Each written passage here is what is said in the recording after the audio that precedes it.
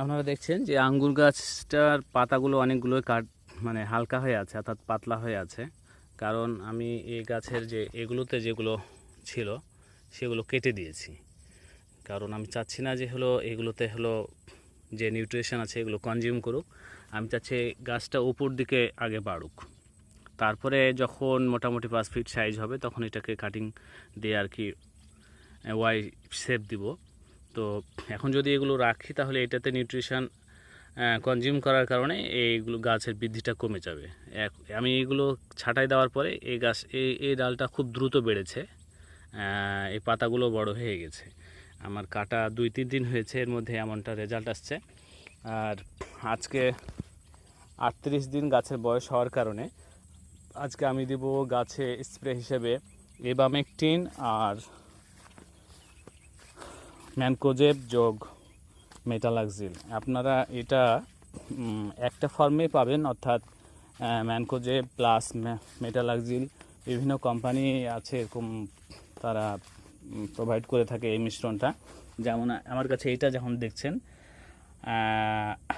এখানে mancozeb plus metalaxyl, এটা মিমপেক্সের আর কি, অন্যান্য আরও কোম্পানির আছে। আমি এটা আর কি নিয়েছি। মানে সব জায়গাতে সব কোম্পানি অ্যাভেলেবল না। সো আপনার ওখানে যেটা অ্যাভেলেবল সেটা ব্যবহার করতে পারেন। আর সাথে ব্যবহার করব এবামেকটিন। এই দুইটা আজকে স্প্রে করে দেব। তো চলুন আগে এগুলো মিক্স করে নিই। এটা আমি এখানে 2 লিটার পানি নিয়েছি। আরও কিছু এই যে কুমড়োর গাছগুলো আছে, যেহেতু ওইগুলোর পাতাতেও দিয়ে দেওয়া যেতে পারে, তাই আমি পানিটা একটু বেশি নিয়েছি, একসাথে এই মিশ্রণ করে ওগুলোতেও দিয়ে দেব। তো এর জন্য আমি এটা থেকে 2 লিটারে আমি এটা 3 গ্রাম আর এটাতে 1 ml ব্যবহার করব। এই প্যাকেট থেকে আর কি অনেক সময় ঢালাটা আর কি ঝামেলা হয় আমার কাছে মনে হয়। এই কারণে আমি অ্যাকচুয়ালি বোতলে ভরে নিই। আবার অনেকেই বিষয়টা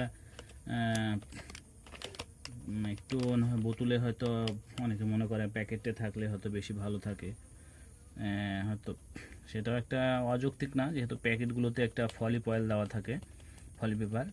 তো যার কারণে আর্দ্রতাটা ভালো থাকবে। তবে সুবিধার্থে আমি আর কি বোতলে নিয়ে নিই।